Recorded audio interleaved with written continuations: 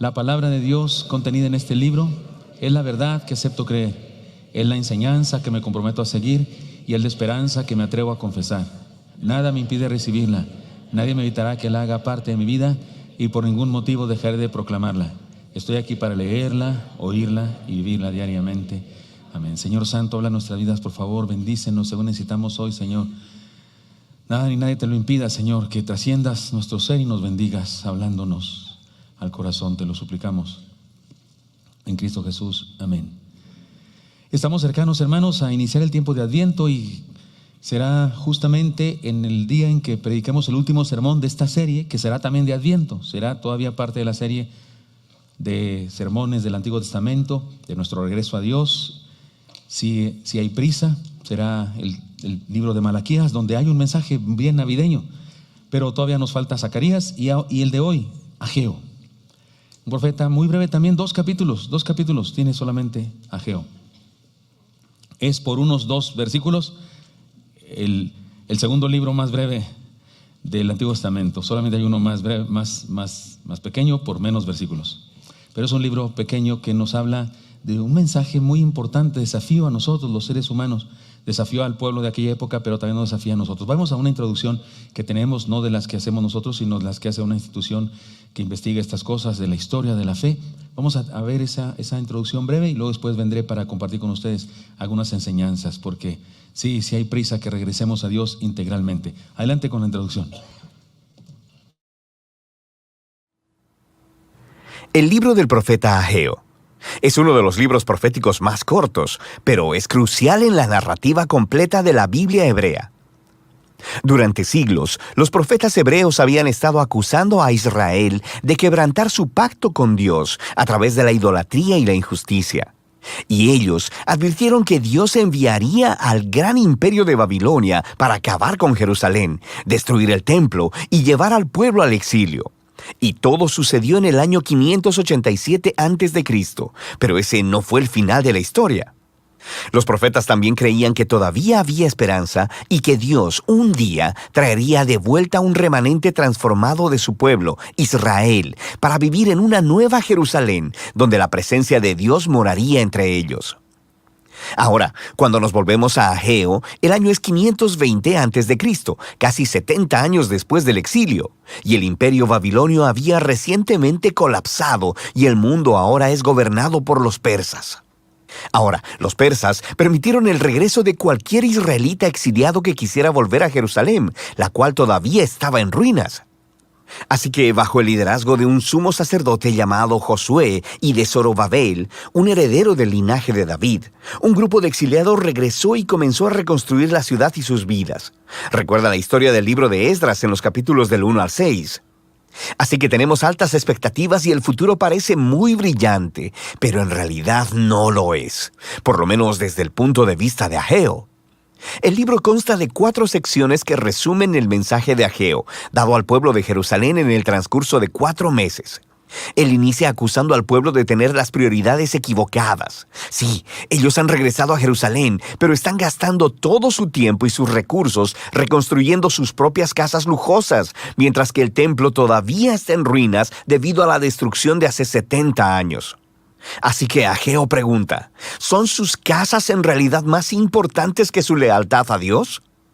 Esta negligencia, dice Ageo, es equivalente a la rebelión contra el pacto de sus ancestros, y esa es la razón por la que la tierra sigue siendo improductiva, la razón por la que han sido azotados con hambruna y sequía. Y aquí Ageo está citando la lista de las maldiciones del pacto en el libro de Deuteronomio. Así que las palabras retadoras de Ageo son seguidas por la historia de la respuesta del pueblo. Recuerda también la historia en Esdras capítulo 5. Se nos dice que Zorobabel, Josué y el remanente del pueblo son provocados y motivados por el mensaje de Ageo. Ellos empiezan a reconstruir el templo. Así que en la siguiente sección, Ageo continúa un mes después y aborda algunos de los problemas de las expectativas rotas que había entre el pueblo.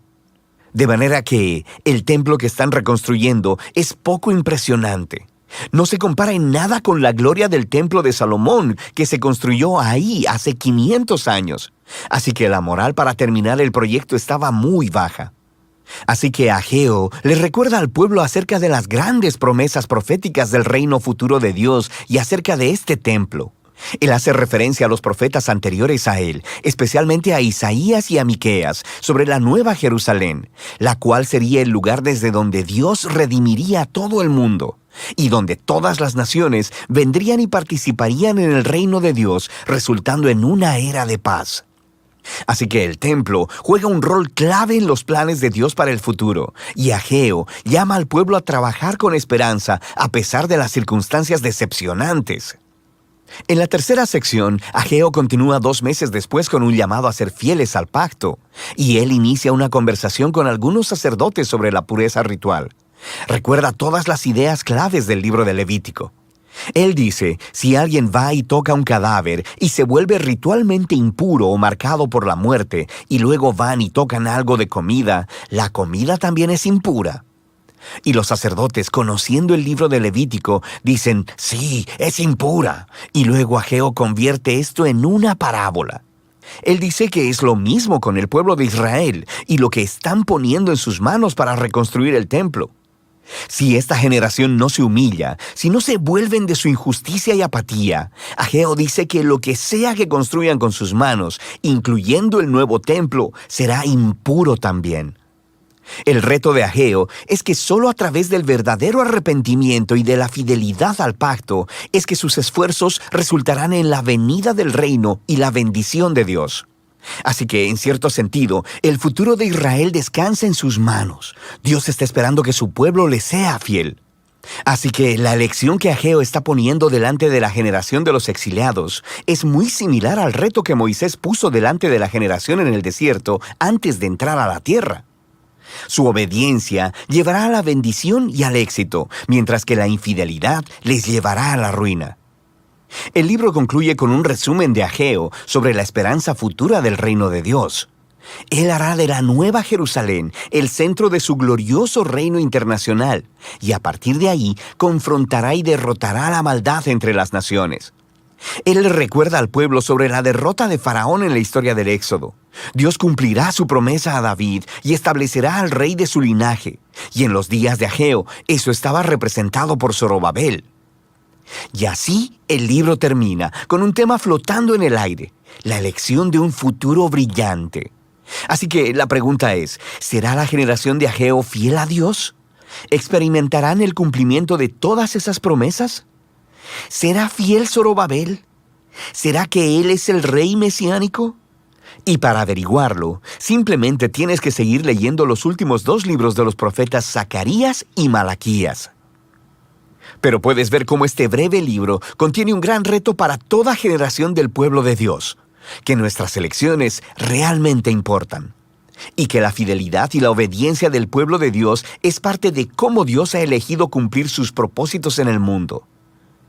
Así que esta sorprendente verdad debe motivar al pueblo de Dios a la humildad y a la acción, mientras ellos esperan el reino venidero de Dios. Y ese es el mensaje del libro de Ageo.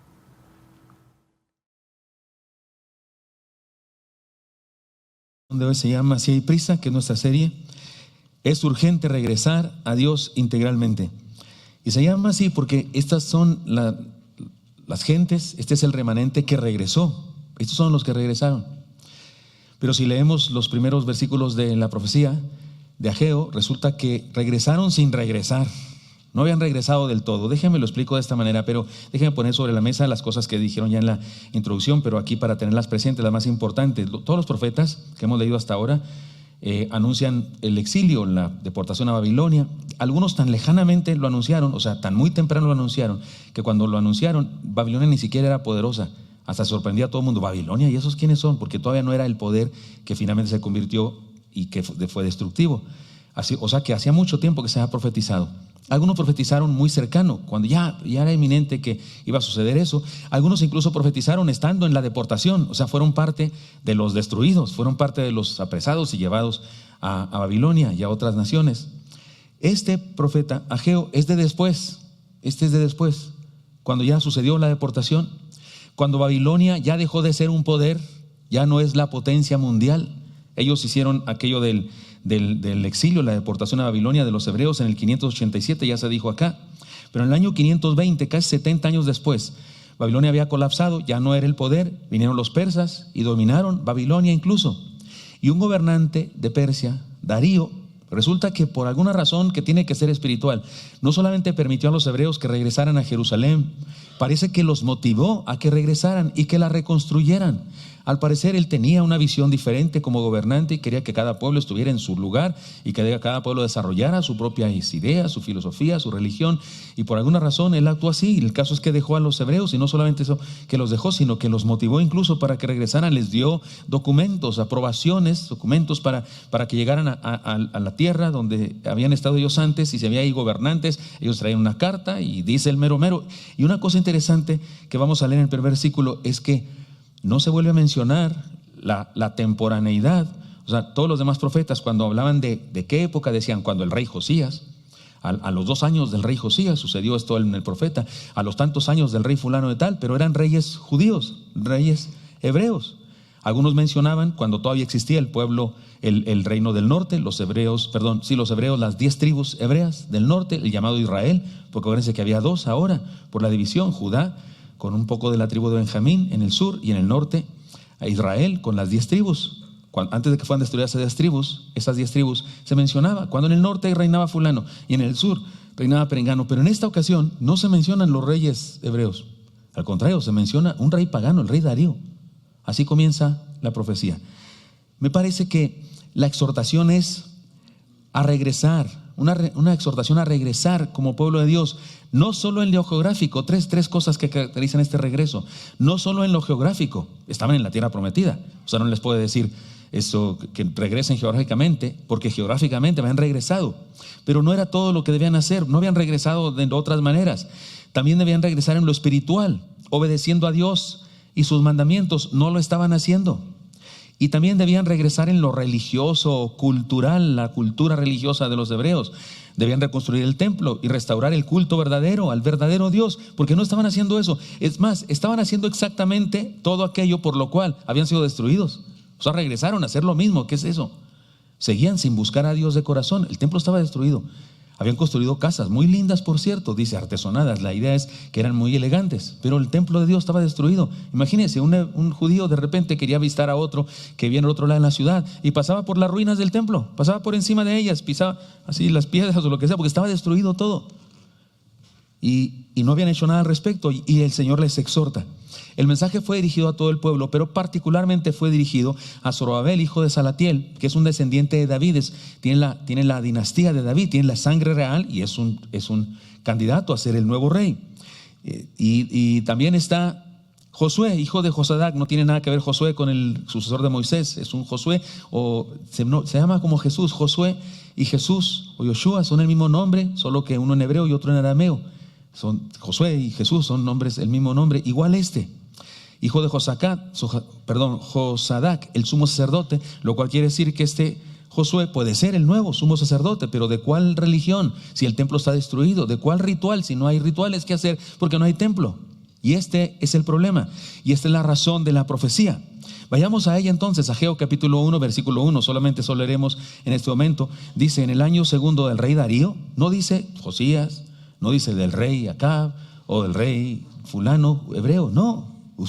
Ahora la manera de fechar esta profecía es un rey pagano. Esto tiene un mensaje teológico importantísimo.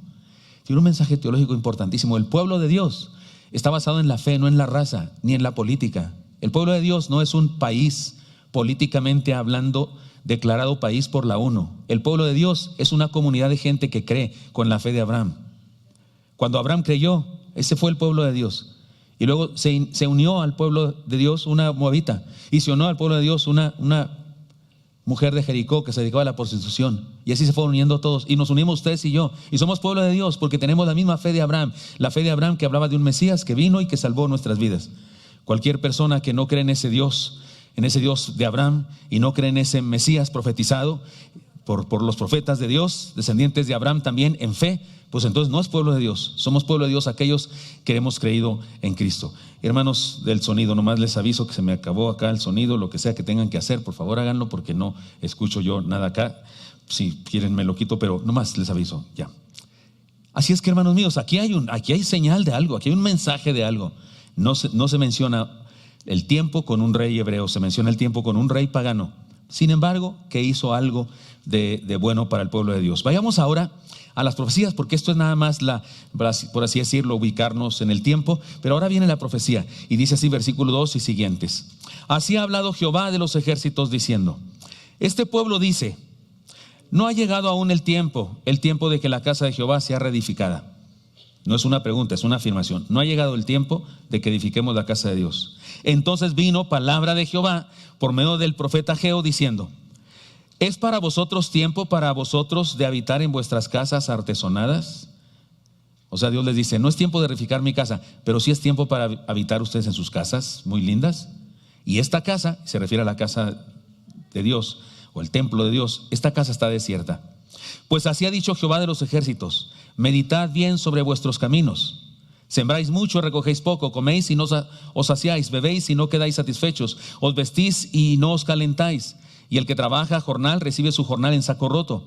Así ha dicho Jehová de los ejércitos, meditad sobre vuestros caminos. Eso se dijo en la introducción. Son cosas que se dicen en el Pentateuco para referirse a las calamidades que el pueblo le acontecerían si se alejaba de Dios. Bueno, oigan, tenemos que decir lo siguiente: ni los que habían regresado de la deportación de Babilonia, ni los que habían nacido ya en la Tierra Santa, porque al regresar, pues algunos nacieron ahí, ni los que se habían quedado ahí desde antes, porque no todos se fueron, no todos fueron deportados, habían regresado a Dios. Ninguno de esos había regresado al pueblo, ninguno de esos había regresado a la tierra prometida. Y usted me dice, no, pastor, si estaban viendo en la tierra prometida. Sí, pero no habían regresado en sentido espiritual. No habían regresado en el sentido de que Dios quería que regresaran, porque seguían haciendo lo que hacían antes. Estaban demasiado ocupados. Estaban demasiado ocupados en conseguir su bienestar material, habitando sus adornadas casas. Sin embargo, no estaban, gracias hermano, ahí ya escucho. Sin embargo, no estaban logrando prosperidad, la prosperidad que anhelaban, porque el Señor les dice, recogéis poco, no os saciáis, no quedáis satisfechos, no os calentáis, recibe su jornal en saco roto. El Señor le está diciendo, ¿qué pasa? Porque ustedes viven en casas muy lindas, pero no se sacian. ¿De qué habla? ¿De qué habla? Me parece que de insatisfacción. Me parece que de insatisfacción y de un proceso de empobrecimiento también. Porque más adelante Dios les dice que sí, que ciertamente vendrán sequías y vendrán otras cosas, precisamente por su pecado, porque están actuando exactamente igual que la vez pasada cuando fueron destruidos. Era momento de analizar la situación. Leyeron ustedes conmigo que les dice, meditad bien sobre vuestros caminos. De ahí tomé yo la palabra que voy a usar en todos los puntos, que es esta: desafío a reconsiderar. Eso de meditar, reconsiderar. No solo considerar, reconsiderar. En este caso, las prioridades. ¿Cuáles son las prioridades? Era momento de meditar bien sobre sus caminos. Estaban dejando para el final lo que debía estar en primer lugar. Esta casa está desierta, les dice Dios. Esta casa está desierta. Es decir, el templo de Jehová seguía destruido. Eso significa que el culto a Dios no había sido restaurado aún. Es decir, no estaban viviendo la fe que Dios les había regalado. No estaban viviendo su herencia espiritual de fe. Habían regresado físicamente, estaban ahí, habían hecho sus casas, pero estaban ocupados solamente en eso. Tenían prioridades equivocadas. He aquí el desafío a reconsiderar nuestras prioridades. De inmediato, apliquémoslo a nosotros. ¿Cómo se aplica esto a nosotros? Déjenme decir algunas cosas, hermanos. No se trata de no trabajar. No se trata de no buscar el bienestar material de nuestra familia. Por supuesto que sí. Por supuesto que usted quiere una mejor casa y por supuesto que quiere arreglar su casa. Por supuesto que si usted no ha puesto en la entrada de la puerta, no sé, un foco, un porche, ¿se dice porche? O no sé, o el pasillo, todavía tiene ahí tierra. Pues claro que usted quiere arreglar, por supuesto, y Dios no se enoja con eso. Para nada. No se trata de no trabajar y no buscar el bienestar de nuestra familia, pero sí se trata de no valorar lo material por encima de lo espiritual. Este es el punto. Sí se trata de tener cuidado de cómo valoramos, cuáles son nuestras prioridades. No perdamos de vista que cuando buscamos el reino de Dios, ¿se acuerdan de ese texto? Lo decimos, más buscar primeramente el reino de Dios y su justicia, y todas estas cosas os serán añadidas. ¿Cuáles son estas cosas que serán añadidas? ¿Cuál es esta añadidura? El texto anterior lo dice. Dice que no nos afanemos por el vestido, que porque el cuerpo es más importante que el vestido, y que no nos afanemos por la comida, porque la vida es más importante que la comida. Dice otras cosas. Es decir, las cosas materiales, las necesidades materiales. Y el texto dice: mas buscad primeramente el reino de Dios, su justicia, y estas cosas os serán añadidas. O sea, que Dios se encargará de ellas. Por eso digo aquí en este punto, no perdamos de vista que cuando buscamos el reino de Dios, el Señor se encarga de darnos la añadidura. Pero cuando solo buscamos la añadidura, nos quedamos sin reino de Dios. Y esto es el peligro y este es el problema. Me siento un poco triste y defraudado de la vida y digo yo, pues las enseñanzas de la palabra, ¿qué pasa con esos? No permean en nuestro corazón. ¿O qué sucede cuando yo me preocupo por la vida de alguien, algún joven, algún hermano, algún esposo, alguna persona, y le digo a su pariente, a su mamá, a su padre: oiga, ¿qué pasó con el hermano, la hermana, su hijo, su hija? Y me dice: pastor, está bien, pastor, no se preocupe, está bien, le ha ido muy bien en el negocio, ya lo ascendieron, no, hombre, tiene mucho dinero, y se acaba de comprar un carro último modelo, no viene a la iglesia porque dice que hay cosas que no le gustan, que alguien le hizo mala cara, no sé, pero está bien, le está yendo muy bien. ¿De qué hablamos? ¿De qué estamos hablando? Pero me regresa el ánimo al corazón cuando una persona al revés me dice: pastor, ore por mi hijo o por mi hija. Anda muy orgulloso porque tiene muy buen trabajo, porque le pagan mucho, le han aumentado el sueldo cada rato, le va súper bien, tiene mucho dinero, viene y me trae dinero y no sé si recibirlo o no recibirlo, pastor, porque él está lejos de Dios y no me agrada eso. Ore por él, por favor, pastor. Pobre mi hijo, ore por él. Digo, otra cosa, ¿verdad? ¿De cuáles somos, hermanos? O pensando en ti mismo, hermano, te sientes muy exitoso, te sientes muy bien. ¿Por qué razones? ¿Cuál es tu equilibrio en estas cosas? He aquí un llamado a reconsiderar nuestras prioridades. Era momento de hacer eso, de meditar bien sobre vuestros caminos, les dijo Dios. Estaban dejando, insisto, al final de la vida lo más importante de la vida. He aquí nuestro desafío. No se trata de no buscar bienestar, se trata de considerar lo espiritual como superior. No perdamos de vista que podemos quedarnos sin el reino buscando solo añadidura. Y no perdamos de vista que pisar la tierra prometida, como estaban haciendo aquellos hombres, no necesariamente era vivir en la santidad. Sí estaban en la tierra prometida, pero no estaban viviendo de verdad en esa tierra que Dios les había dado, porque estaban viviendo como cualquier pueblo vecino. Regresar al templo, hermanos, no siempre es regresar a Dios. Habían regresado a la tierra santa, pero no necesariamente habían regresado a la santidad.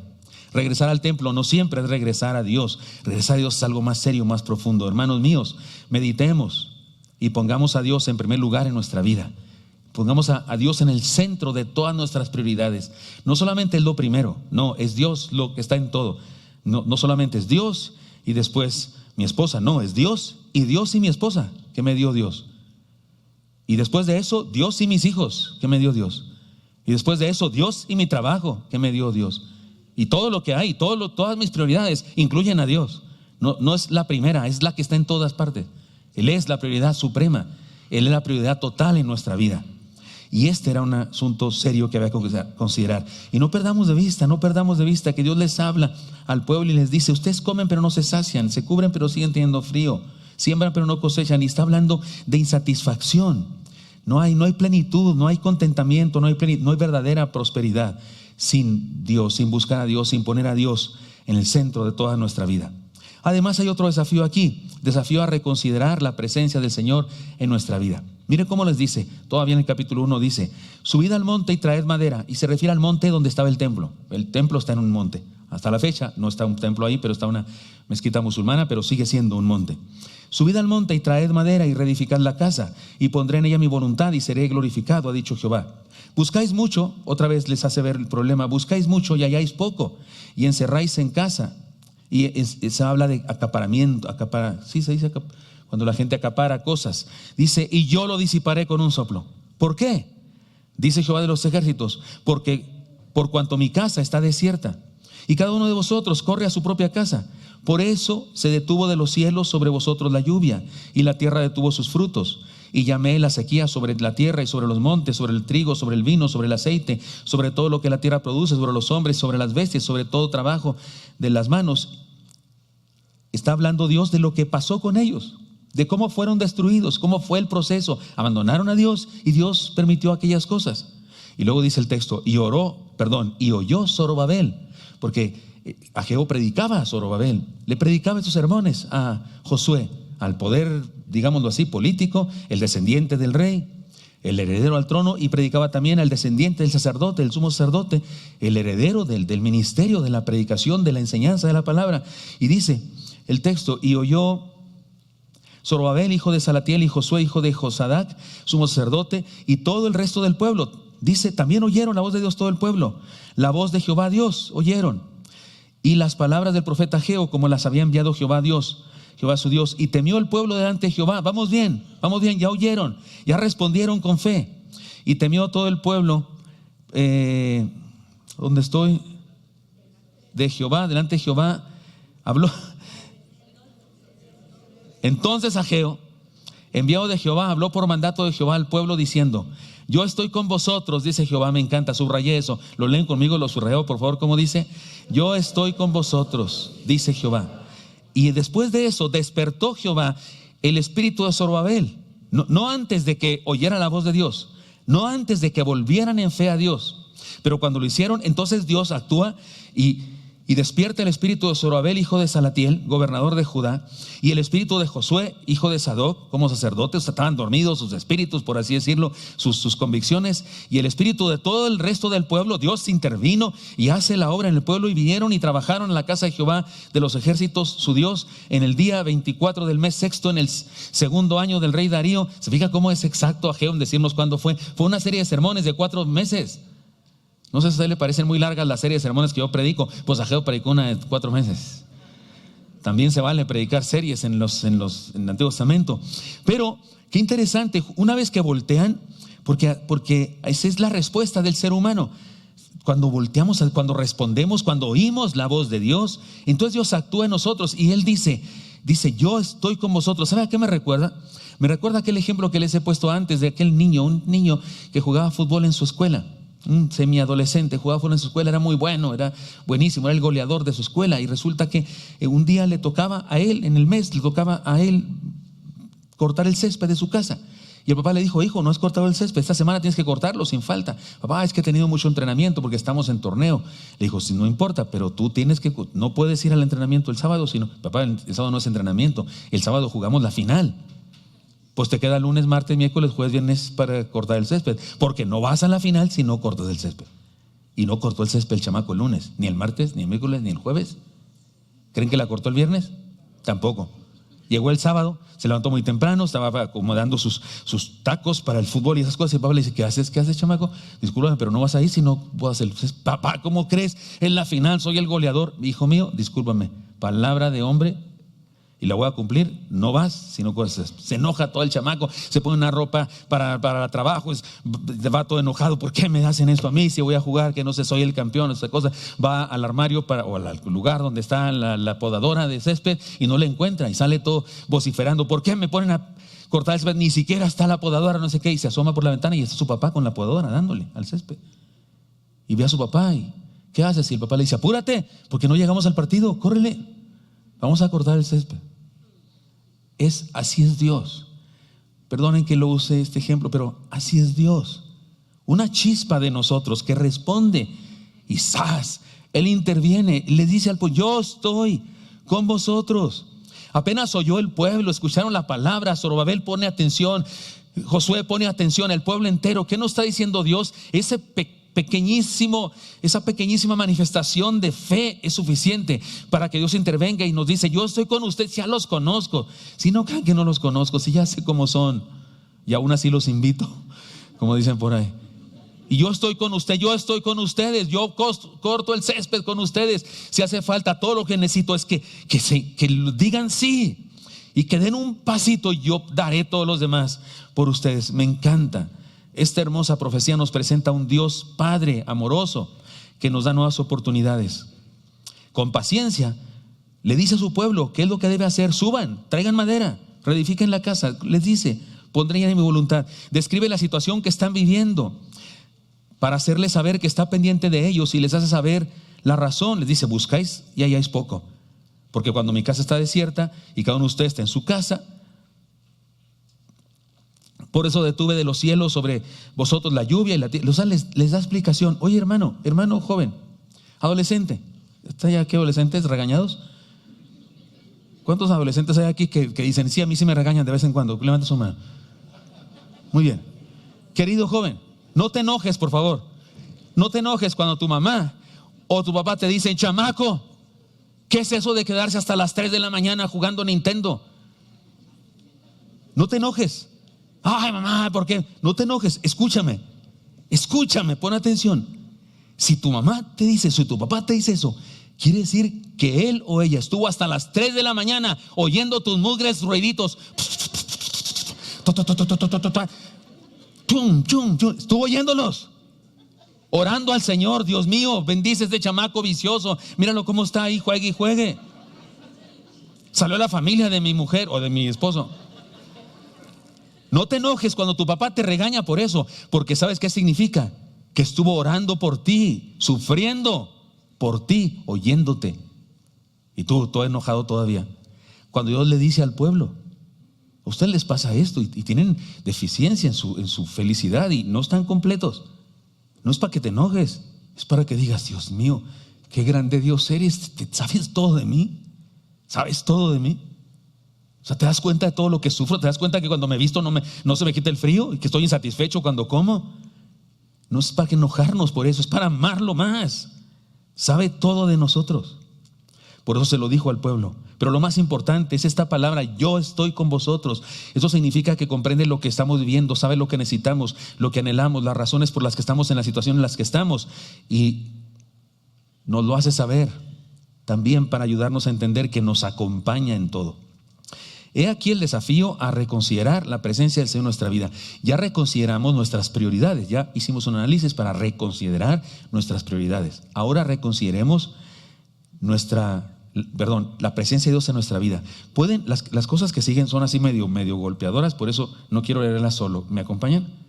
Las leen conmigo. ¿Cómo dice la primera? Qué equivocados estamos cuando creemos que Dios solo nos acompaña en el templo y jamás va a nuestro trabajo. Va a nuestro trabajo, y si voy al antro, va al antro también. Dígame una cosa. Un día tuve que ir a una cantina a hablar con el papá de unas personas de la iglesia, a ayudarle a entender que se saliera de ahí, por favor, que no siga gastando todo su salario, porque era día de pago, y que volviera, por favor, y que diera eso a su esposa. Y fui a una cantina. Dígame una cosa, ¿estuvo mal que orara con ese hombre allá en la cantina? ¿Creen ustedes que Dios me escuchó? Está lleno de borrachos ahí. ¿Cree que me escuchó Dios entre borrachos? ¿Acá Dios está presente entre borrachos y cantineros? Ya lo dijeron muy poquito otra vez. ¿Sí, Dios está entre cantineros y borrachos? Sí, por supuesto que sí. Está conmigo en todo. Estoy equivocado. Es una insensatez, una necedad, una falta teológica creer que Dios solo está en el templo. Hay gente que piensa eso. De hecho, por eso hablamos cristianés y cristianol en el templo, y allá afuera hablamos otro idioma. Hay palabras que coinciden, pero otras no coinciden. Dios está en donde quiere. Cometemos un error gravísimo. Lean conmigo en la siguiente parte cómo dice: qué insensatez es creer que no sabe cuánto ganamos, cuánto debemos, y que le hace falta a nuestra casa y a nuestro coche. Está ahí el cristiano pensando si va a diezmar, no diezmar. Ay, Señor, pues creo que esta vez no diezmo, porque ya ves, Señor, cómo está la pared de la cochera. Y Dios dice: ¿qué tiene la cochera? ¿Qué tiene? No me he dado cuenta, dice Dios.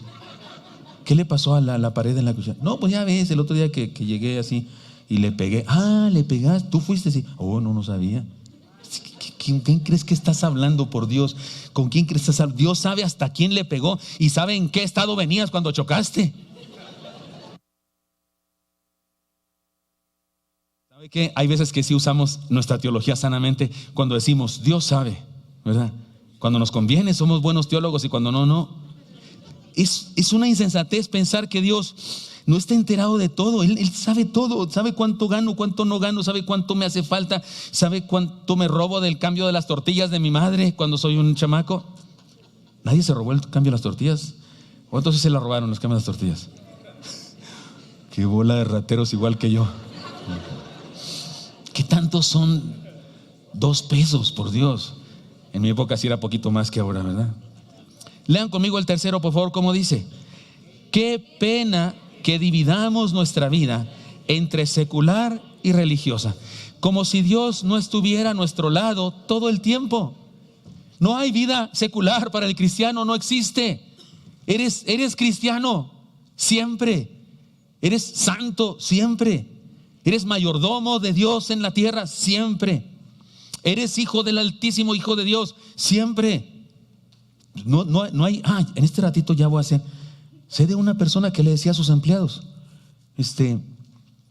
no, aquí no soy un hermano, no, aquí soy el jefe. Aquí no me llama hermano fulano, no, yo soy. ¿Cómo que no? Somos hermanos. Hay gente que se avergüenza de eso. Hay gente que a mí me molesta, me ofende cuando alguien no haya cómo presentarme. Me encuentra con un amigo, y dice: sí, está aquí,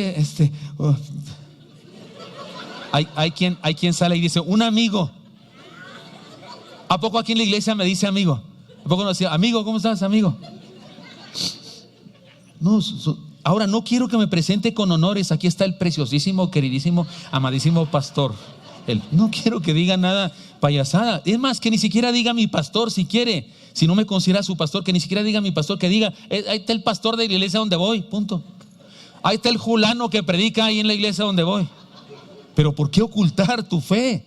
¿Por qué te avergüenza eso? ¿Sabes qué? Ni me presentes. Finge demencia que no estamos juntos, que a mí también me avergüenza pensar que digan que andamos juntos. ¿Sí me expliqué? Porque si te avergüenza la fe, a mí también me avergüenza a alguien que le avergüenza la fe. Dios está en todas partes, nos ve en todas partes. A donde quiera que vayamos, Él está ahí con nosotros. Incluso cuando estamos en el internet. No hablo más. Sabe exactamente todas las páginas, aunque las borres, que visitaste. ¿Pueden leer conmigo la siguiente, por favor?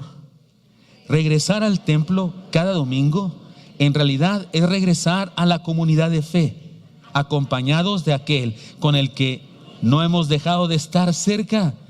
O sea, no tenemos que llegar al templo: hola Dios, ¿cómo estás? Qué gusto verte. Te va a decir: pues si veníamos juntos en el metro, ¿por qué me estás saludando otra vez? O sea, cuando entras aquí vienes con Dios. ¿Sí, hermanos? ¿Sí venían con Dios? Y nos encontramos con otro que también venía con Dios. Entonces nos saludamos: hola, ¿cómo estás? Pero Dios viene con nosotros. Ni nos despedimos, porque hay gente que así como que: Señor, despídenos. Que no va a ir con nosotros Dios. Ya nos vamos, yo no me voy de aquí. Si Dios no se va conmigo cuando salgo de aquí, yo aquí vivo. No, Dios está en todas partes con nosotros. No lo percibimos. Aunque de niños nos enseñaron esa canción. A mí no, porque no fui cristiano niño, pero esa canción que dice que tan grande que no puedo estar afuera de Él. Sí, así. Tan alto que está en todas partes. Por favor, hermanos míos, Él está con nosotros. Estemos nosotros con Él. Estemos nosotros con Él. Y estar nosotros con Él significa solamente ser conscientes de que está con nosotros Él. Este es el desafío, a reconsiderar la presencia del Señor en nuestra vida. Eso les pasaba a aquellos de aquella época. No entendían eso. No entendían que Dios había estado con ellos en Babilonia. Había estado con ellos en todas partes. Había estado con ellos cuando se los llevaron. Y estaba con ellos ahora mismo. Y seguiría estando con ellos. Por eso los llamó. Y cuando ellos respondieron, cuando hubo una chispa de fe, ¡zas!, Él les llena de su espíritu y les infunde valor para hacer las cosas y les dice: estoy con ustedes. Pero además hay un desafío, no solamente a considerar nuestras prioridades, a considerar la presencia de Dios en nuestra vida, también un desafío a reconsiderar el futuro. El futuro es algo serio. El futuro nos pega, porque mañana o el próximo mes, la quincena, las colegiaturas de los niños, las rentas, la hipoteca, la comida, el trabajo, las cuentas que tengo que rendir al trabajo, los pendientes que tengo. El futuro es un algo en la vida del ser humano. No es nada, no existe. El futuro no existe en el sentido de que no hay nada que podamos tocar. Es algo que va a venir, pero nos pega y nos confronta. Pues también con eso tenemos que ustedes y yo meditar y reconsiderar cómo enfrentamos el futuro. Dice el texto, y otra vez hablando de meses y demás, para hacernos entender que se trata de una serie de 4 meses. En el mes séptimo, a los 21 días del mes, vino palabra de Jehová por medio del profeta Ageo, diciendo: habla ahora a Zorobabel, hijo de Salatiel, gobernador de Judá, y a Josué, hijo de Josadac, sumo sacerdote, y al resto del pueblo, diciendo. Y aquí hay una ilustración por medio de preguntas. Dice: ¿quién ha quedado entre vosotros que haya visto esta casa en su gloria primera? ¿Y cómo la veis ahora? O sea, busquen a alguien de los que fue exiliado o aquí se quedó, pero conoció este templo antes de que fuera destruido. Mataba un viejito por ahí, yo soy de esos. Y le dice: ¿no es cierto que lo que estamos haciendo ni se parece al original? ¿No es cierto que nos está quedando horrible? Pues claro, el otro lo hizo Salomón, toda su riqueza. En la época de Salomón, la gente común tenía utensilios de comida de plata. La plata era barata en la época de Salomón. Venían reyes de todas partes del mundo. Hizo el templo magnífico, una de las maravillas del mundo. Pero a nosotros, recién regresados del exilio, empobrecidos, ¿qué vamos a hacer? Pues una casa, y no, ¿cómo nos va saliendo? No está tan bonita. ¿No es cierto? Le dice Dios a través de Ageo al pueblo. ¿No es cierto que lo que les están haciendo le está quedando bastante, en mi rancho se diría jolino, bastante chico para como era el original? Seguramente guardaron silencio porque la respuesta era así, está horrible. ¿No es ella como nada delante de vuestros ojos? ¿Qué está haciendo Dios? ¿Lo está condenando? Le está diciendo, ¿qué no ven insolentes? No sirven para nada, no sé ni para hacerme una casa. Yo la quiero más bonita, yo la quiero de oro por dentro y por fuera. Y yo quiero que le pongan diamantes en las esquinas. ¿Es eso lo que está haciendo Dios? No, hermano, no. Me hace llorar lo que aprendo de este texto que está haciendo Dios. Les dice Dios, después de esta especie de crítica: pues ahora, Zorobabel, esfuérzate. Sí, dice Jehová, esfuérzate también, Josué, hijo de Josadac. O sea, poder político, poder religioso. Esfuércense y cobrad ánimo, pueblo todo de la tierra, dice Jehová, y trabajad. Y aquí viene la frase maravillosa. Déjame lo explico. ¿Qué es un templo? ¿Qué es un templo religioso? Un lugar donde entendemos que Dios escogió para manifestársenos. Es un lugar donde nos encontramos con Dios. Es un lugar donde Dios escoge para, vengan, quiero hablar con ustedes. Estaba destruido. Están haciendo uno que está quedando bien horrible. Y Dios dice, no se preocupen, ánimo, esfuércense. Y dice, porque yo estoy con vosotros, dice Jehová de los ejércitos. Podría explicarse más. Porque yo estoy con ustedes debajo de una tienda de campaña. Porque yo estoy con ustedes en una posilga hecha de desechos de fábrica. Yo ahí estoy con ustedes. Si hacen un jacal con hojas de árboles, con láminas, de esas con las que hacen los periódicos, y ese lugar lo dedican para hablar conmigo, yo estoy con ustedes. No estaba molesto porque no hicieron el templo. No era el problema. No es que me gusten mucho los templos. No, el problema es que no me buscaban, que no querían reconstruir la fe que yo algún día les di. No importa cómo les quede este edificio, yo estoy con ustedes. ¿Puede captar el mensaje hermoso de Dios?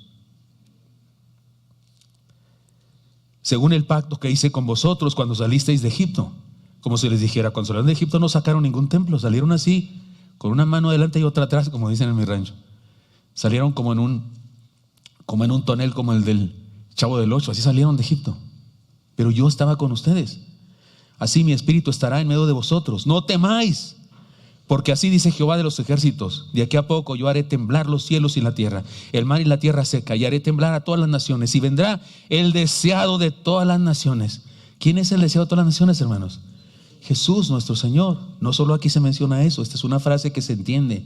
Y llenaré de gloria esta casa. Miren nomás. ¿Cuál era el problema? ¿Cuál fue la palabra que usó Ageo? Que usó Ageo para referirse a que le estaba quedando muy mal esa casa.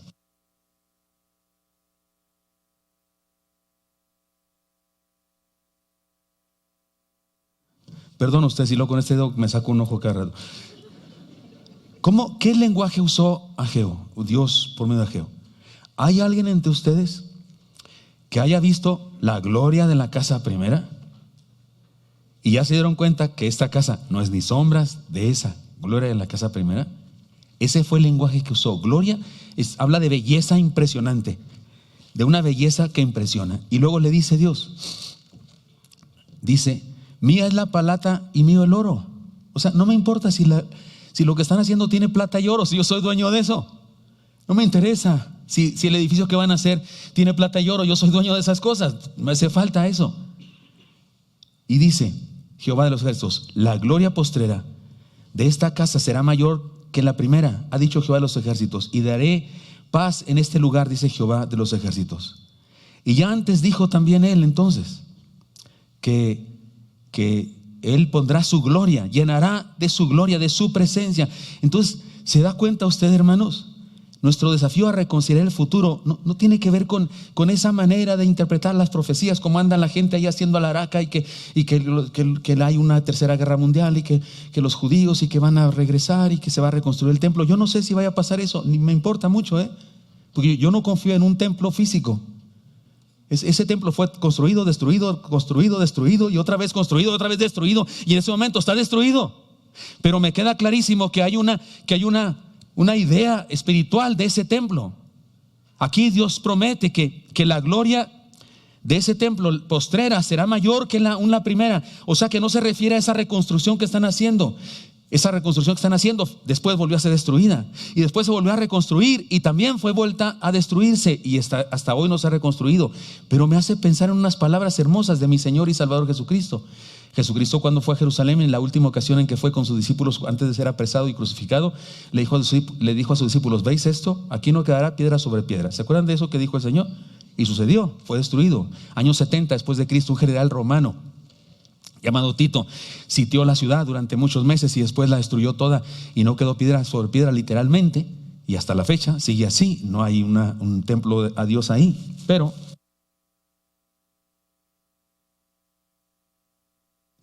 no podemos perder de vista otro detallito. Jesucristo dijo alguna vez, en los evangelios se registró: destruyan este templo y yo lo reconstruiré en 3 días. ¿Se acuerdan de eso? ¿De qué está hablando el Señor? De que ese templo es un símbolo. Ese templo no es lo valioso, es un símbolo de algo. ¿A qué se refería él cuando dijo destruir ese templo y en 3 días lo reconstruiré? A sí mismo. ¿Qué es un templo? Un lugar donde se supone que tenemos un encuentro con Dios. Ahora, ¿dónde tengo yo un encuentro con Dios? En Cristo. Él es mi intercesor, mi encuentro con Dios. Él es aquello que fue reconstruido después de 3 días, que se levantó de los muertos venciendo la muerte para darme vida eterna. Él es mi gloria postrera. Él es lo que necesito. No sé cuántas guerras más va a haber. No sé qué va a pasar allá en Medio Oriente.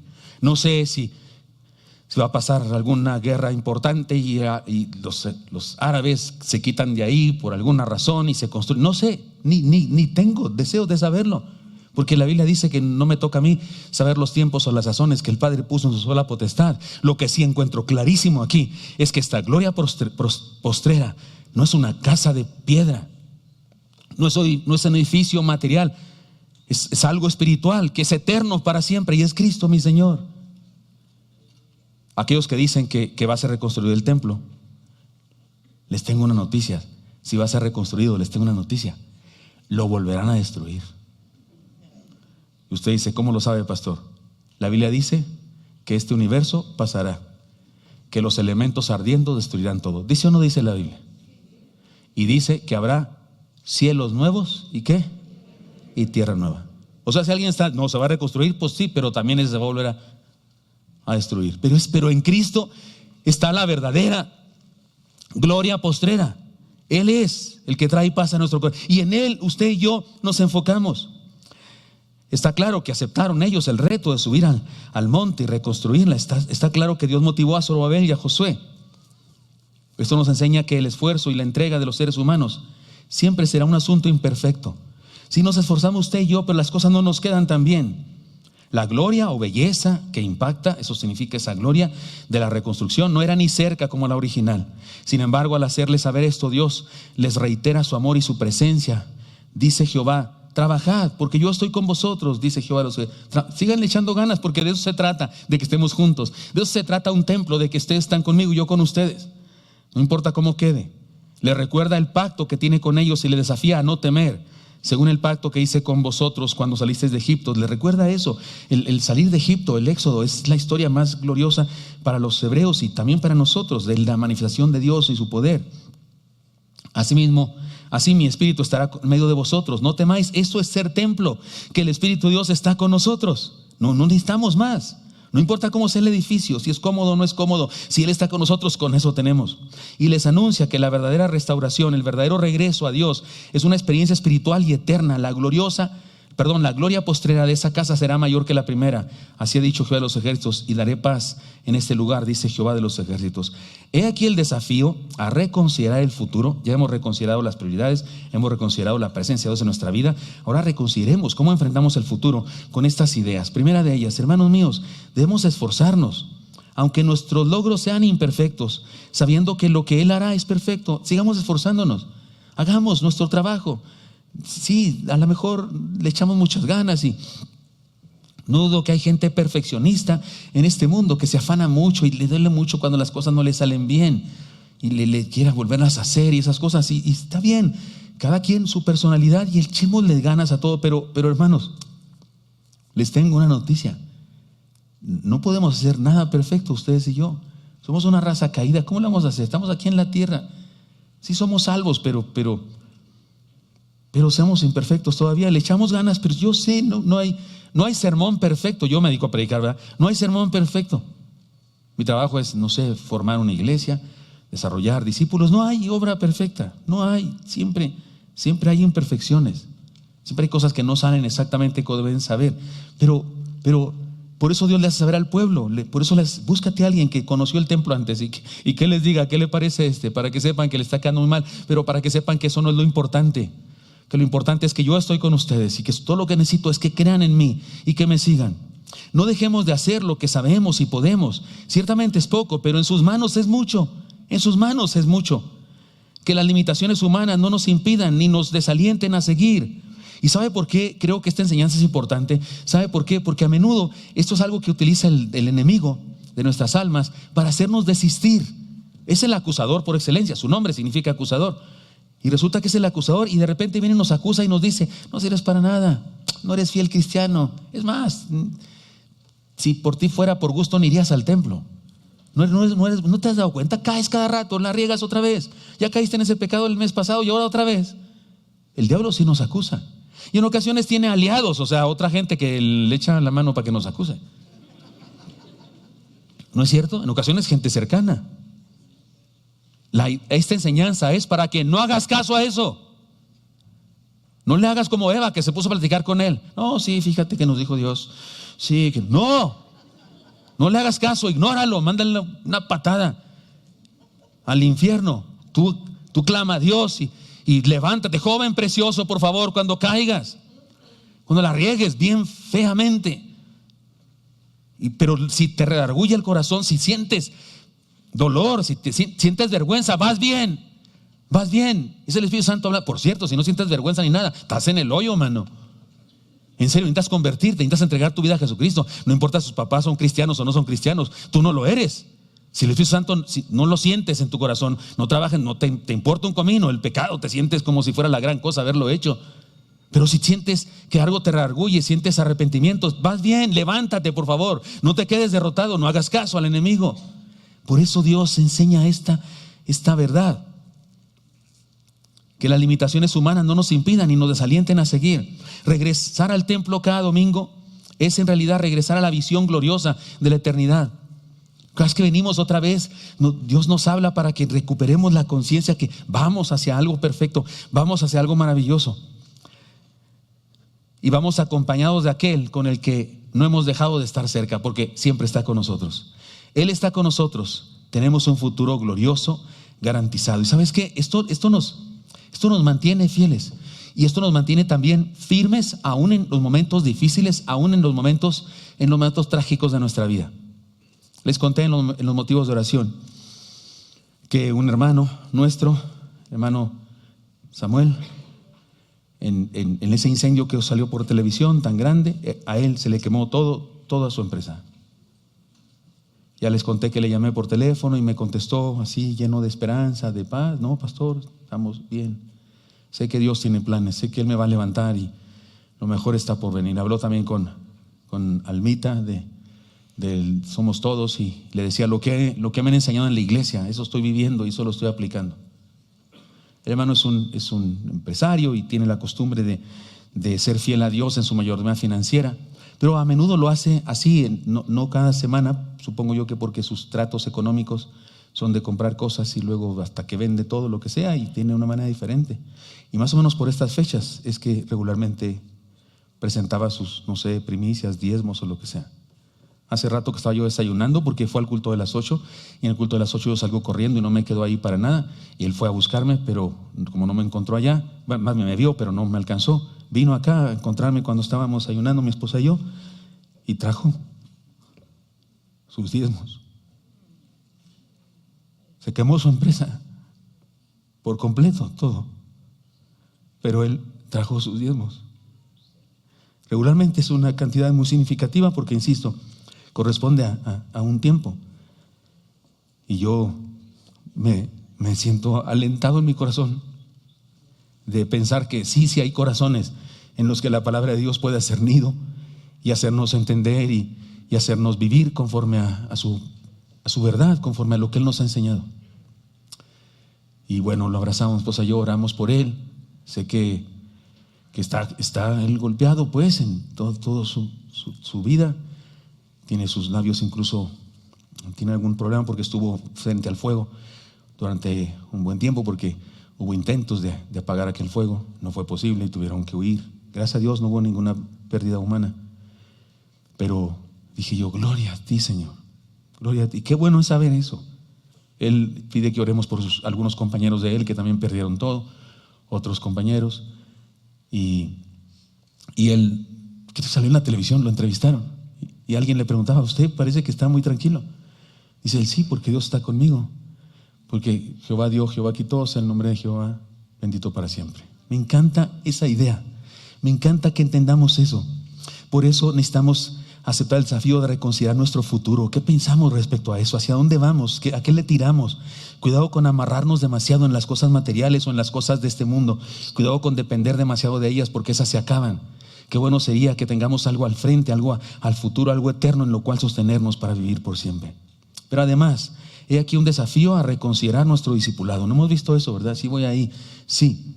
A los 24 días, sigue hablando de fechas, del 9º mes, en el 2º año de Darío, vino palabra de Jehová por medio del profeta Ageo diciendo, así ha dicho Jehová de los ejércitos, preguntad ahora a los sacerdotes acerca de la ley diciendo, si alguno llevare carne santificada a la falda de su ropa, y con el vuelo de ella, o sea el vuelo de la falda, tocare pan o vianda o vino o aceite o cualquier otra comida, ¿será santificada esa comida por la santidad de lo que llevas?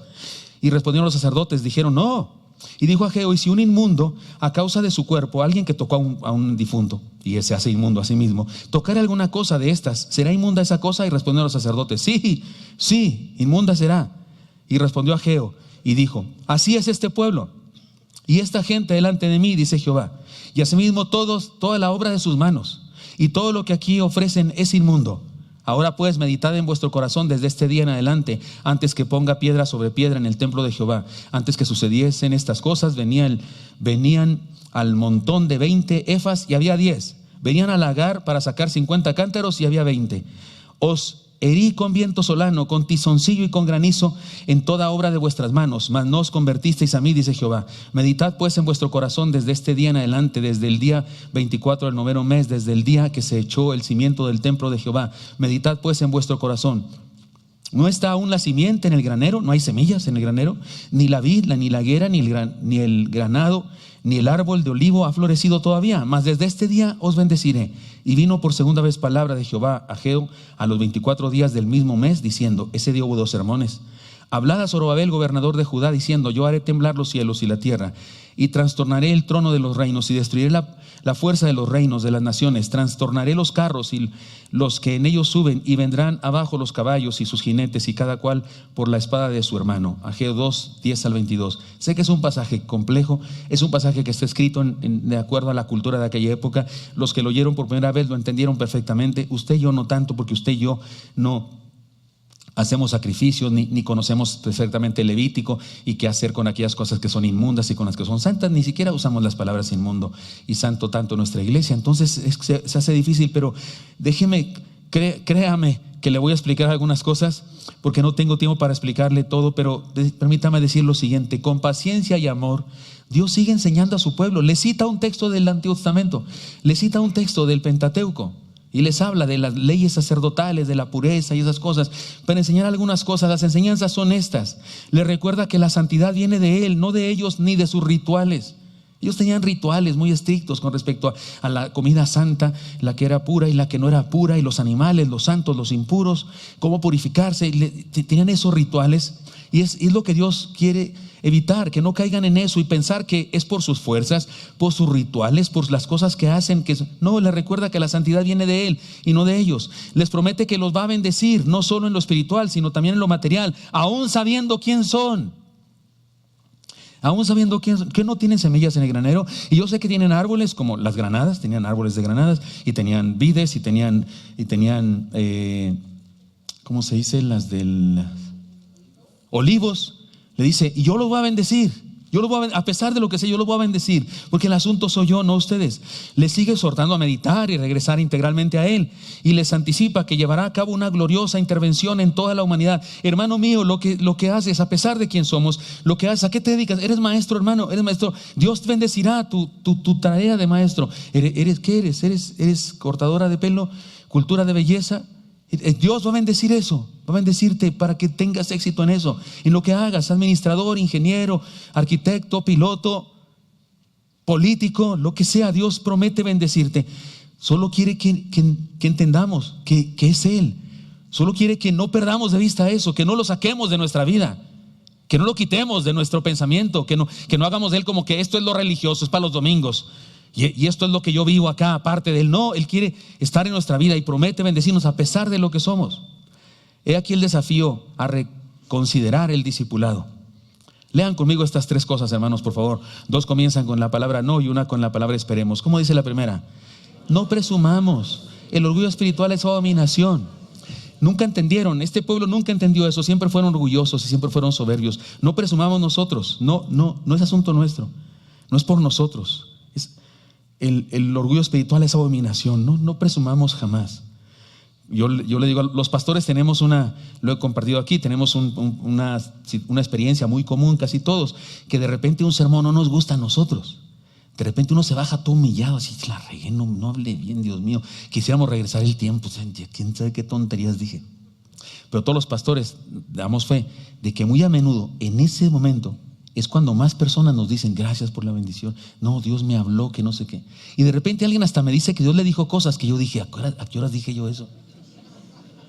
Se me hace que estaba soñando ahí. Dios se lo llevó a otro lado para que no me escuchara a mí que estaba regacho mi sermón. Se le llevó a escuchar otro sermón. Y luego ya bajó y él creyó que fui yo, algo así, no sé.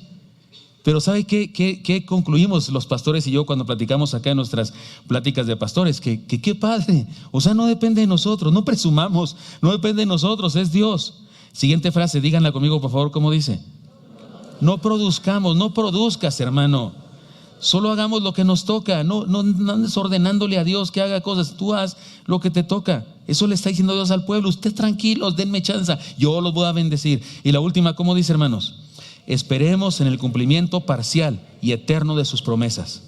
Nos salvó, nos salva y nos salvará. Porque sus promesas se cumplen en diferentes tiempos. Las profecías sobre el templo reconstruido y eso se cumplen en diferentes tiempos. Igual que la salvación. La salvación es un proceso. Si no me lo quiere creer, a ver, hermano, ¿cuántos aquí son salvos? Dígame, ¿cuántos aquí son salvos? Órale, sí, qué bárbaros, qué lindos. Hermanos, ¿nunca les duele nada del cuerpo? Hermanos, a veces sufren por algo, no sé, tienen un dolor, una tristeza y lloran. Hermanos, ¿se enferman? ¿Gripa? ¿Influenza? ¿COVID? Algunos no se enferman nunca de nada. Y entonces, pues no los veo muy salvos, yo no. Porque la Biblia dice que no habrá llanto ni dolor. ¿Y ustedes te la pasan lloriqueando de repente? No, sí son salvos, yo también soy salvo y también experimento todas las cosas. Sí soy salvo, he sido declarado propiedad del cielo. Mi nombre está escrito en el libro de la vida y no hay quien lo pueda borrar, lero, lero, candilero.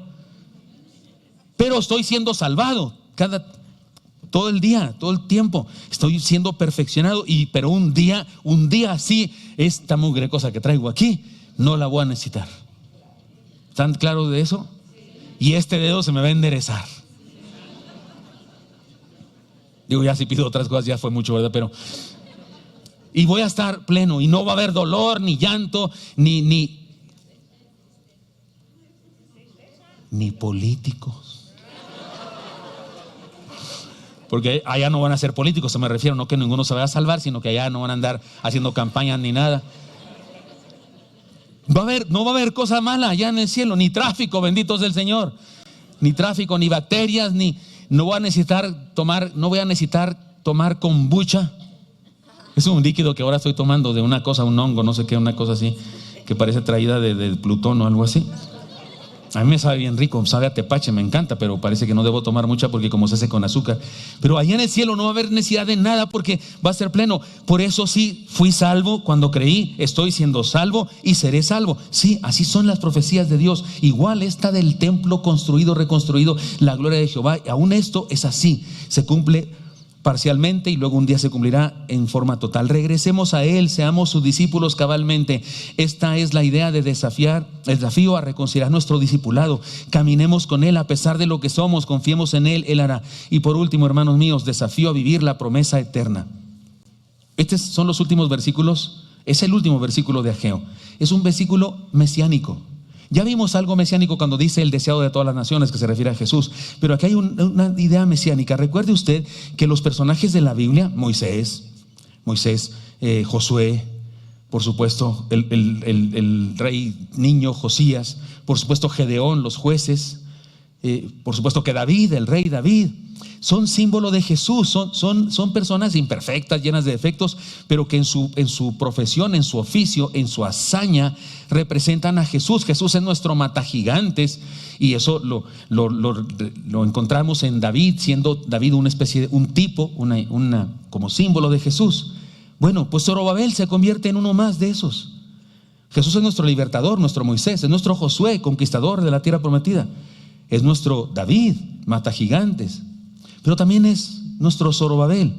En aquel día, dice Jehová de los ejércitos, te tomaré, oh Zorobabel, hijo de Salatiel, siervo mío, dice Jehová, y te pondré como anillo de sellar, como ese anillo que sellan las cartas. Porque laquear, se dice, ¿verdad? Porque yo te escogí, dice Jehová de los ejércitos. Y la idea no es Zorobabel, él en sí mismo como persona, sino en su oficio, es el rey, es el líder de ese descendiente de David, precisamente, de cuyos descendientes, también de Zorobabel, es que viene Jesús también, de esa línea de la tribu de Judá. Debemos entender entonces que tanto la gloria postrera del templo como esta declaración respecto a quién es Zorobabel son declaraciones mesiánicas, es decir, que nos habla de la gloria eterna y del reino del Señor Jesús. Nos habla de ese futuro al que usted y yo debemos aspirar y en el que nos debemos sostener para ir en esa dirección. He aquí el desafío a reconsiderar la celebración de la encarnación y la gloria eterna. Hay un mensaje navideño aquí, aunque todavía no sea Adviento. Hermanos míos, experimentemos el cumplimiento de las profecías en nuestra propia vida.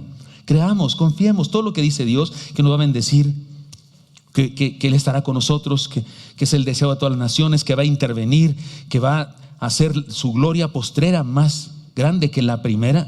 Todo eso creámoslo. ¿Cómo va a suceder? No lo sé. Yo no lo sé. Hay gente alaraqueando que aquí, que allá, y que en Armagedón, y que en el Valle del Megiddo, y no sé qué. A mí ni me importa dónde.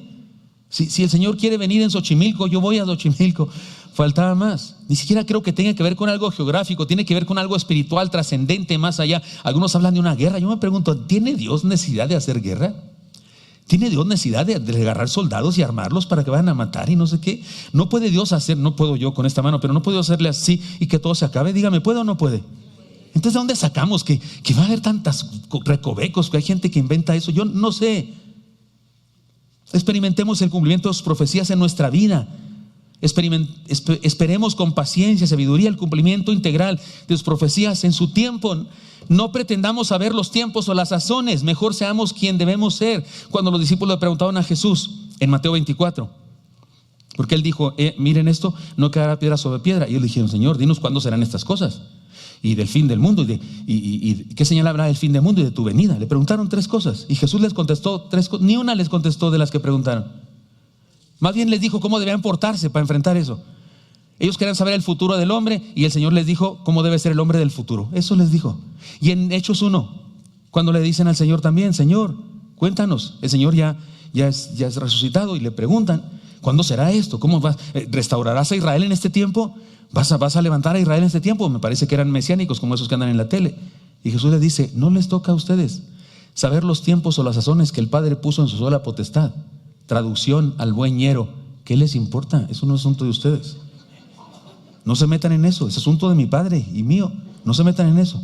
Y luego les dice, lo que sí les toca es esto: recibirán poder cuando haya venido sobre vosotros el Espíritu Santo y van a ser testigos míos en toda la Ciudad de México, en toda la República Mexicana, en Latinoamérica y hasta lo último de la tierra. ¿Sí lo dije bien? En Jerusalén, en toda Judea, en Samaria hasta lo último de la tierra. ¿Qué le está diciendo el Señor a la pregunta del futuro? No les importa. Lo que les importa es hacer lo que tienen que hacer. ¿Sabe a qué me recuerda? Quiero terminar este mensaje haciendo algo que quiero hacer antes de que se acabe este año. Y si me pueden ayudar, les agradecería mucho. Me gustaría que hiciéramos una lista de frases o enseñanzas que a través de todo este año de sermones en serie Dios nos ha dicho. Así, alguna cosa que se le quedó en su mente. Si no la recuerda, quiere decir que no era tan valiosa, pero si la recuerda, quiere decir que fue muy útil para usted, y me gustaría tener una lista de esas cosas. Y quiero hoy hablar de una que el día martes alguien me la refirió. Les cuento la historia de donde viene esta conclusión, esta ilustración que concluye lo que quiero enseñar aquí. Un sobrino que tengo, primo que tengo, les he contado, les lo conté no hace mucho. Steven se llama. Él es hijo de mi tía, la única que queda viva de las hermanas de mi madre, y de un americano descendiente de alemanes. Así es que tenía 12 años y era un peladote enorme, es muy alto. Actualmente es cristiano y se dedica a ayudar a personas con problemas de alcoholismo y drogadicción, y trabaja con el gobierno haciendo eso. Pero cuando era un niñito, vino acá a Chihuahua muchas veces, pero en esa ocasión era primavera y había muchos animalitos, dos mayates se llaman en mi rancho, unos verdes, que tienen una cosita acá atrás para amarrarles un hilo y hacerlos... ¿Sí tienen de esos? Espero que todo esté bien acá. ¿Y sí los jugaban a eso, hermanos? ¿Volando mayates? ¿Sí hacían eso? Pues le encantó a Steven eso, le encantó. Lo llevamos y le amarramos unos mayates y andaba jugando. Al otro día quería ir otra vez. Quiero agarrar mayates, decía. Y entonces él se armó de todos sus instrumentos. Se puso unos guantes esos para lavar trastes de mi madre, se puso un chaleco, se puso una escafandra, ¿cómo se dice? Un visor así grandotote, un sombrero. Hicimos con una red, se llama ya, una de esas canastas así como bolsas, pero con agujeros, con un alambre de un gancho de la ropa para atrapar los mayates si era necesario. Y ahí va él así todo armado, y lo ve su hermana mayor así de ridículo como se veía, porque estaba muy grandote, pero era muy niño, de esos que se ve grandotote, pero pues como es niño, actúa y da risa. Y le dice a su hermana, ¿a dónde vas? Y dice, voy a agarrar mayates con el visor aquí, voy a agarrar mayates. Y entonces dice la hermana, ¿y qué? ¿Son muy peligrosos? Y él dice, I don't know, but I'm ready. Traducción, no sé, pero estoy listo. Me encanta eso. Hermanos, pregúntenme, pastor, ¿usted va a estar en la gran tribulación? I don't know, but I'm ready. No lo sé, pero estoy listo. Pregúntenme, por favor, hermanos, ¿cuándo viene el Señor Jesucristo? No lo sé, pero estoy listo. Pregúntenme, ¿es cierto que hay una tercera guerra mundial y se va a acabar todo? I don't know, but I'm ready. No lo sé, pero estoy listo. Hermanos preciosos, ¿cree usted que el próximo año se acaba el mundo ya para todos? Hermano, ¿cree usted que va a estar en la gran tribulación o no va a estar? Me encanta esa respuesta. Creo que Ageo escribió todas estas profecías para decirle al pueblo, sigan adelante, sigan. Y tomemos en cuenta esto. Los desafió a reconstruir un templo que unos años más adelante iba a ser destruido otra vez. ¿Cuál es la idea de Dios? Si quiere que lo reconstruyas, pues que ya no permita que se destruya. No, es que no es el templo el que le importa a Dios, es el corazón del ser humano. Y cuando un ser humano construye su templo, está mostrando su amor y su deseo de enfrentarse con Dios. Y por eso les dijo Dios a estos hombres a través de Ageo, pero sépanse que no es el templo lo que me importa, son ustedes. Yo soy el que habita en ustedes. La gloria del templo soy yo, y ustedes me tienen y yo estoy con ustedes. Por eso lo desafía, a pesar de que Dios sí sabía que el templo iba a ser destruido otra vez. Así que, hermanos míos, por favor, aceptemos el desafío que este pasaje, que fue escrito para una generación diferente, pero que tiene enseñanzas para nosotros, regresemos a él y experimentemos la fe, la esperanza y el amor. Si hay prisa, es urgente regresar a Dios integralmente. ¿Qué nos corresponde? Porque no sabemos, yo no sé cómo va a ser el futuro, no entiendo eso. Y no porque no lea la Biblia, sí, leo la Biblia, pero por donde quiera leo que nadie sabe, eso es lo que leo. Hay algunos que no sé qué hacen con esos textos donde dicen que nadie sabe, pues ¿por qué siguen insistiendo que ellos sí saben? Sí leo la Biblia, pero sé que nadie sabe y sé que no me es dado saber. Sé que no es asunto mío los tiempos y las sazones que el Padre puso en su sola potestad. Pero sí sé que me toca vivir, seguir adelante y levantarme cada vez que caigo. Y a pesar de lo imperfecto que soy y las cosas imperfectas que hago, volverlas a hacer en nombre del Señor, agradar su corazón, esforzándome en hacer en mi imperfecta fuerza, hacer lo que me corresponde hacer para que Él lo haga perfecto. Y esperar con ansias, y esperar con alegría, y esperar con emoción el final, la gloria postrera, su presencia para siempre en mi vida, en la eternidad. Ya sea que venga, e intervenga en la historia y haga un merequetengue acá, terminando con todo, o ya sea que me llame a su presencia a mí solito. Para el caso es lo mismo, estar con Él. ¿No está de acuerdo conmigo en eso?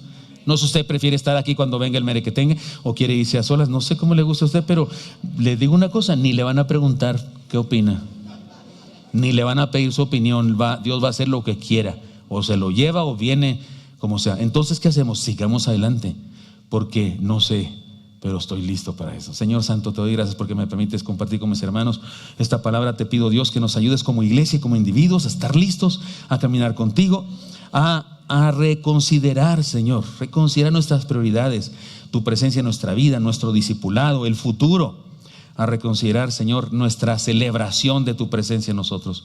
Mis hermanos y mis hermanas, te lo pido en Cristo Jesús. Amén.